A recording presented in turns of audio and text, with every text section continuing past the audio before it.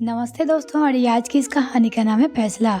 Mummy जी, आप रसोई में कढ़ाई में क्या ढूंढ रही हो? आपसे कितनी बार कहा है कि आपको है रसोई में आने की कोई ज़रूरत नहीं है। जो भी चाहिए होगा आपको आपको कमरे तक बाई रूपा पहुंचा देगी। बहू लतिका ने पीछे सास देवकी जी को रसोई में देखकर पूछा, बहू, तुम्हारे पापा जी की दवाई लेने का समय हो गया है, इसलिए मैं रसोई में चाय नाश्ता लेने आई थी, मगर कढ़ाई में तो पोहे एकदम जरा से बचे हैं। अभी तो मेरा और तुम्हारे पापा जी का नाश्ता करना बाकी है। देवकी जी ने कहा। लतिका अपने भाई रूपा से बोली, रूपा, यह पोहे तुम्हारे हैं, तुम खा लेना। और मम्मी जी, आप शायद भूल रही है कि आज महीने की पहली तारीख है। आज से बड़ी भाभी आपको चाय नाश्ता खाना सब देगी। आज से बड़ी भाभी आपको रखेगी। मेरा आप लोगों को रखने का समय खत्म हो चुका है। देवकी जी बोली, लतिका बहू, बड़ी बहू कह रही थी कि उसकी तबीयत कुछ दिनों से खराब चल रही है, तो अभी थोड़े दिन के लिए हमें नहीं रख पाएगी। खुद बड़ा बेटा विकास जैसे तैसे घर और ऑफिस का काम मैनेज कर रहा है। लतिका तब मथर मार के गुस्से में बोली, मम्मी जी, आपके दोनों बेटे और बहू मिलकर ही कायदा बनाया था कि एक एक महीना आप दोनों को हम लोग अपने अपने साथ रखेंगे। और सुधा भाभी कल ही तो भले चंगी मार्केट में घूम रही थी और आज आप लोगों को रखने के नाम पे बीमार पकड़ कर बैठी गई है। मैं भी खूब अच्छे से जानती हूँ कि वो नाटक कर रही है ताकि उन लोगों को आप लोगों को खाना देना ना पड़े। देवकी जी बोली, बहू, अब उनसे तो हमें थोड़े दिन अपने यहाँ आने से मना कर दिया है, इसलिए तू भी चाय नाश्ता और खाना दे दे। लतिका फिर से आग बबूला होकर बोली, मम्मी जी, अगर मैं कहीं भी जाती तो भाभी कभी आपको खाना नहीं देती, तो मैं भी आप लोगों को क्यों दूँ? मैं तो इतना जानती हूँ कि कल आप लोगों को रखने की मेरे महीने की आखिरी तारीख खत्म हो गई थी और आज उनकी बारी है। आगे अब आप लोग अपना देख लीजिए। देवकी जी लतिका से विनती करते हुए बोली, लतिका बहू, यदि तू भी सुधा की तरह मना कर देगी तो हम बूढ़े क्या होगा? हम कहाँ जाए? अब तेरा यहाँ और तू ही इतने दिन खाना खिला दे जितने दिन सुधा बहू हमें वापस बुला ना लेती। जैसे ही वो हमें बुलाएगी हम चले जाएंगे और मैं उनसे कहूँगी कि अगले महीने हम तेरे भाग के दिन और खिला दे। यह सुनते ही वापस लतिका का गुस्सा भी सातवें आसमान पे पहुँच गया और वो बोली, मम्मी जी, कायदे तो सभी के लिए समान होती है। यह पहली बार नहीं हुआ है। आपको याद है ना, पिछली बार वो अपने मायके चली गई थी, तब भी 15 दिन मैंने आपको रखा था, मगर जैसे ही महीना खत्म हुआ उन्होंने आप लोगों को तुरंत वापस भेज दिया। क्यों? उनकी बारी केवल 15 दिन, जो मैंने आपको 15 दिन रखा था उसका क्या? उन्होंने बड़ी आसानी से अपना पल्ला झाड़ लिया। मगर इस बार मैंने भी ठान ली है कि मैं पिछली बार की तरह बेवकूफ़ नहीं बनने वाली। बड़ी भाभी को आपको रखने की जब भी बारी आती है वो कहीं ना कहीं घूमने चली जाती है या फिर बीमार हो जाती है, ताकि आप दोनों का बोझ वापस मुझ पे आ जाए और वो अपना पल्ला झाड़ सके। मगर मैं भी इस बार अपने इस प्रपंच में फंसने वाली नहीं हूँ, कह देती हूँ।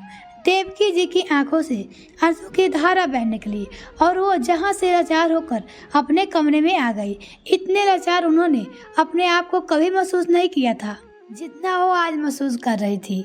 देवकी जी अपने कमरे में आई तो पति योगेंद्र जी बोले, क्या हुआ देवकी, अब तक चाय नाश्ता क्यों नहीं लाई? मेरी दवाई का समय हो गया है और आजकल तो भूख भी बर्दाश्त नहीं होती है। समय पे चाय नाश्ता ना मिले तो बाद में भूख मर जाती है और फिर कुछ खाने की इच्छा नहीं होती है। देवकी जी के पति अपनी पत्नी से बोलती है, मैं तो कब से राह देख रहा हूँ तुम्हारी। फिर देवकी जी ने पति योगी जी को सारी बातें बताई तो बोले, देवकी, मुझे इन दिनों की याद आ गई जब हमारे दोनों बेटे का जन्म हुआ था। सब लोग बहुत किस्मत वाले कहते थे मुझे, आगे की जिंदगी तो राजाओं जैसे हो गए। तेरे तो दो बेटे हैं, भला तुझे क्या कमी है? और अब देख जरा, दो बेटे, बहू होने के बावजूद भिखारियों जैसी हालत हो गई है हमारी। दोनों बेटे और दोनों बहुओं के हम लोगों से बिना पूछे हमारे खाने पीने और रहने का बंटवारा कर दिया। एक बार ही हमसे ना पूछा कि हम आखिर क्या चाहते हैं। बूढ़े हो गए तो मतलब क्या हमारी सारी इच्छाएं खत्म हो गई है? हमसे बिना पूछे हमारे रहने और खाने पीने की व्यवस्था इन लोगों ने अपने हिसाब से कर ली। अरे ऐसे नालायक बेटे बहू घर पे हो तो किसी दुश्मन की क्या जरूरत है? ये गोविंद जी और देवकी जी ने बहुत मेहनत करके दोनों बेटों को पाला पोसा था।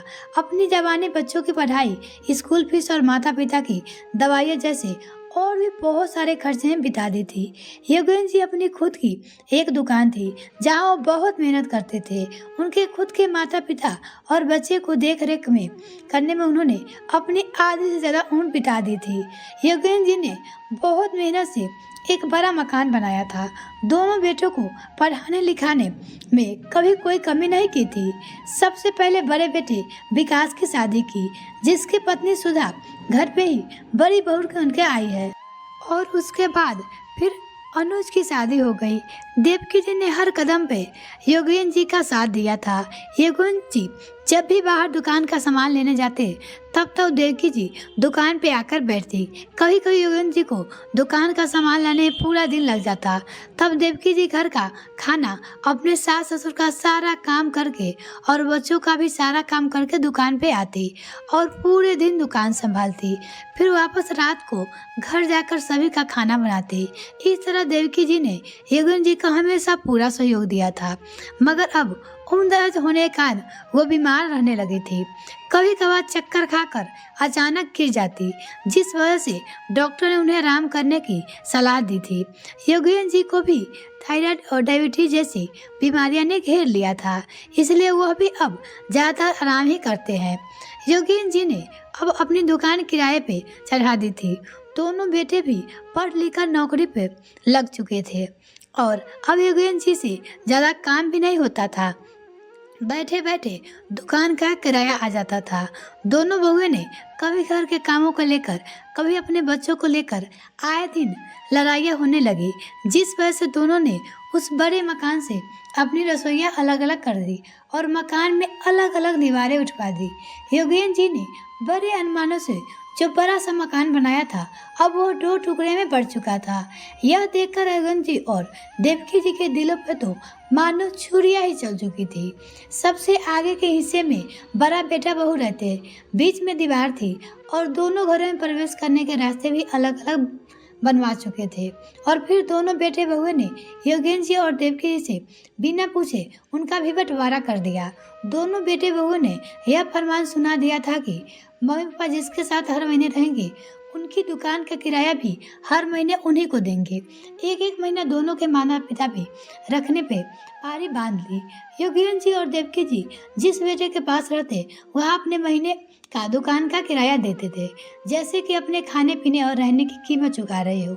योगेंद्र आज बहुत उदास हो चुके थे और बोले, हर महीने दुकान से जो किराया आता है वह देकर भी खाने पीने की तरसा दिया जाता है। इन बेटे बहुओं ने देवकी जी बोली, जब तक जिस हिस्से बेटे की पारी है वो हमारा उतने दिन भार उठाएगा, उसके बाद अगले दिन से वो हमें खाने को तरसा देंगे। इतनी जल्द भरी जिंदगी से नफरत होने लगी है। अब कहते हुए देवकी जी फूट फूट कर रो पड़ी। बड़ी बहू हमें खाना नहीं खिलाना पड़े सोचकर कभी मायके चली जाती तो कभी बीमार पड़ने का नाटक करती, और छोटी बहू भी महीना खत्म होते ही ऐसे आज़ादी महसूस करती है जैसे हमारा कोई अस्तित्व ना हो। योगेंद्र जी बोले, देवकी तुम सही कह रही हो, हमारा होना है ना होना जिनके लिए मायने नहीं रखता हो, फिर ऐसे बेटे बहुओं के साथ हमारा ना होना ही बेहतर होगा। देवकी जी बोली, आप क्या कहना चाहते हैं? मैं कुछ समझी नहीं। योगेंद्र जी बोले, देवकी मैं समझाता हूँ तुम्हें, कहकर उन्होंने आज सुबह सुबह दोनों बेटे बहुओं को फरमान सुना दिया कि अभी अभी सभी उनके कमरे में पहुंचे। बड़ा बेटा विकास आकर बोला, पापा सुबह सुबह क्या काम आ गया है आपको? आप तो जानते हैं सुधा की तबीयत ठीक नहीं है और मुझे ऑफिस जाने के भी लेट हो रहा है, जो बात थी शाम को कर लेते। योगेंद्र जी बोले, हाँ बेटा, अच्छी तरह से जानता हूँ कि तेरी पत्नी की तबीयत खराब है, हम लोगों का खाना खिलाना ना पड़ जाए, इसलिए हर महीने तेरी पत्नी का कुछ अलग ही बहाना होती है। पिछली बार तो रसोई का भी ताला लगाकर गई थी ताकि हम उसकी रसोई को छू भी ना सके, और कल रात तक सब जगह घूम रही थी और आज सुबह होते ही हमें बुलाना न पड़े इसलिए बीमार हो गई। विकास पिताजी की बात सुनकर यहाँ वहाँ ताकने लगा। छोटा बेटा अनुज बोला, पापा हम लोगों को क्यों बुलाया है?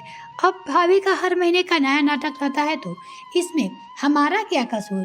योगेंद्र जी बोले, बेटा तुम लोगों का कोई कसूर नहीं है, कसूर तो सारा मेरा है कि मैंने तुम लोगों को इतना पढ़ाया लिखाया, तुम लोगों पर इतना पैसा खर्च किया ताकि एक दिन हमारे बुढ़ापे में तुम लोग हमारा सहारा बन पाओ। मगर मैं तो भूल गया था कि अपना बेटा तब तक ही अपना होता है जब तक उसकी शादी ना हो। तुम दोनों ने मेरे द्वारा बनाए इस मकान का हिस्सा तो मुझसे पूछे बिना कर लिया, मगर इस मकान का तीसरा हिस्सा कहाँ है? छोटा बेटा अनुज आश्चर्य से बोला। पापा, तीसरा हिस्सा किसका करना है? योगेंद्र जी बोले, हमारा।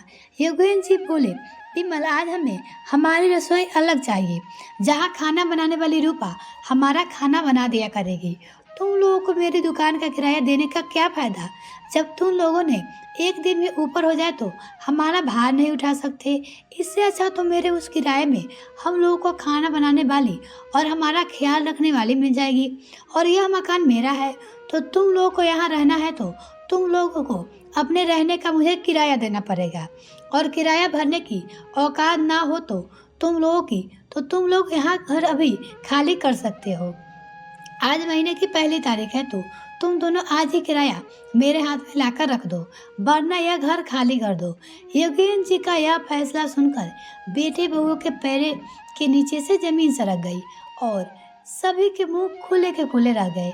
योगेंद्र जी ने उनकी भाई रूपा को फोन किया और यहाँ आकर अपने लिए चाय नाश्ता खाना बनाने का फरमान सुना दिया। छोटी बहू लतिका उनके कमरे से बाहर आकर अपने पति अनुज से बोली, यह सब बड़ी भाभी की वजह से हुआ है। ना वो हर महीने नया नाटक करती और ना ही यह दी देखना पड़ता। जहाँ बड़ी बहू सुधा को जब सारी खबर मिली तो वह तुरंत बिस्तर से खड़ी होकर सास ससुर से आकर बोली, मम्मी जी, पापा जी, मैं थोड़े दिन बीमार क्या पड़ी, आपने तो हमें घर से ही बेदखल कर दिया। आपको इतना कठोर फैसला लेने की क्या जरूरत थी? देवकी जी बोली, तुम दोनों बेटे और बहुओं की रग रग से वाकिफ हो चुके हैं, इसलिए बेहतर होगा कि हमें हमारे हाल पे छोड़ दे। दोनों बेटे अपने माता पिता को किराया देने में बहुत तकलीफ हो रही थी, मगर मन मारकर दोनों ने योगेंद्र जी के हाथ में पैसे लाकर रखे। उतने भाई रूपा भी आ चुकी थी और योगेंद्र जी और देवकी जी चाय नाश्ता को दे चुकी थी। दोनों बेटे बहू योगेंद्र जी और देवकी जी से माफ़ी मांगी, मगर योगेंद्र जी और देवकी जी ने दोनों को माफ़ नहीं किया और बोले, हम भगवान से प्रार्थना करेंगे कि तुम्हारे जैसे औलाद भगवान किसी को ना दे। बेटे बहू इतना समूह लेकर रह गए। धन्यवाद दोस्तों। इस पिता का फैसला आपको कैसे लगा कमेंट सेक्शन में लिखना ना भूले। क्या उसने सही किया या गलत, ये भी मुझे कमेंट करके जरूर बताइएगा। बहुत बहुत धन्यवाद।